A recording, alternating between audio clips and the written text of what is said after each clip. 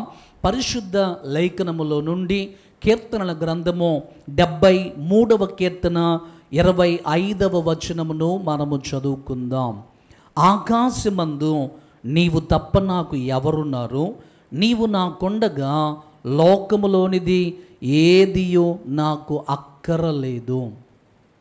మనము చదువుకున్నటువంటి కీర్తనను ఆసాపు అనేటువంటి దైవజనుడు వ్రాస్తూ ఉన్నాడు.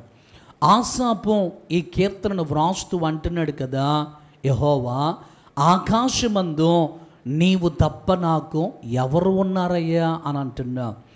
ఆసాపు ప్రభువు మీద ఆధారపడ్డ, దేవుని మీద ఆనుకొని ఈ మాట తెలియజేస్తూ, ఇక నీవు తప్పితే ప్రభువా నాకు దిక్కు ఎవ్వరు కూడా లేరు నాయనా, నీవే నాకు తోడుగా ఉన్నావు, నీవు నాకు చాలును అని ఆసాపు మాట్లాడుతూ ఉన్నా. నిజమే కదా, ఆకాశమందు దేవుడు తప్పక మనకు ఎవరు ఉన్నారు? ఎవ్వరు కూడా మన పక్షమును ఉండేటువంటి వారు లేరు. ఆ మాట అంటూ ఆయన అంటాడు, నీవు నాకుండగా లోకములో ఏది కూడా నాకు అక్కర్లేదు అని అంటున్నా. దేవా నీవు నాతో ఉంటే చాలు మా ప్రభువా, ఈ లోకములో నాకు ఏది కూడా అక్కరలేదు అని దైవజనుడు చాలా స్పష్టంగా తెలియజేస్తూ ఉన్నా.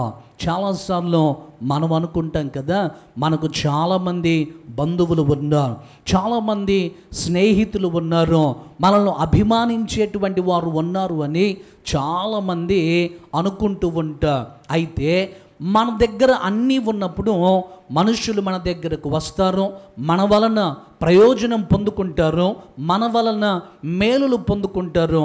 అయితే మనము కష్టకాలంలో ఉన్నప్పుడు, మనము దుఃఖకరమైనటువంటి పరిస్థితుల్లో మనం ఉన్నప్పుడు, మనము సమస్యల గుండా ప్రయాణం చేస్తూ ఉన్నప్పుడు, ప్రతికూలమైనటువంటి పరిస్థితుల్లో ఉన్నప్పుడు మన వలన మేలు పొందిన వారే, మన వలన ప్రయోజనం పొందిన వారే మన దగ్గరకు రావటానికి, మనలను పలకరించటానికి, దుఃఖములో ఉన్నటువంటి మనలను ఓదార్చటానికి ఎవ్వరు కూడా మన దగ్గరకు రారు.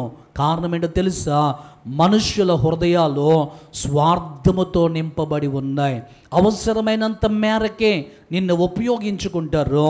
నీతో అవసరం తీరిపోయిన తర్వాత, నీవు కష్టాల్లో ఉన్నప్పుడు నీకు ముఖమును తప్పించి వారు తిరుగుతూ ఉంటారు. అయితే ప్రభు యొక్క లేఖనము తెలియచేస్తూ ఉంది కదా, దేవుడు మనకు తోడుగా ఉంటే లోకములో ఏది కూడా మనకు అక్కరలేదు.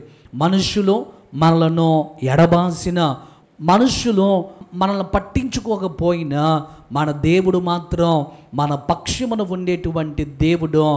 ఆయన ఆకాశమందు ఉన్నాడు, ఆయన మనకు తోడుగా ఉంటే, ఆయన మన పక్షమున ఉండగా ఇక లోకములో ఎవ్వరు కూడా మనకు అక్కర్లేదు. కాబట్టి ఈ రోజున ప్రభువుని అడుగుదాం, ప్రభువా నీవే నా దిక్కునాయనా, నేను నీ శరణుజొచ్చి ఉన్నాను, నీ దగ్గరికి వస్తూ ఉన్నాను ప్రభువా, నా మీద కటాక్షమును చూపించండి, నాతో ఉండండి, నా పక్షమును ఉండండి, నా పక్షమును మీరు గొప్ప కార్యములు చేయండి అని ప్రభువుని అడుగుదాం.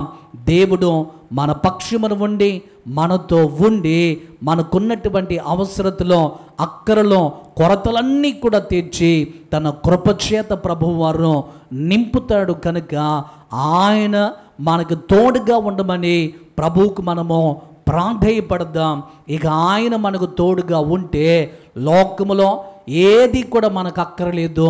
ప్రభువే మనకు తోడుగా ఉండి తన సహాయమును కలుగు చేసి తన శ్రేష్టమైనటువంటి కృపచేత మనలను నింపి తన శ్రేష్టమైన ఆశీర్వాదములు మన మీద ప్రభువు క్రొమ్మరించునుగాక.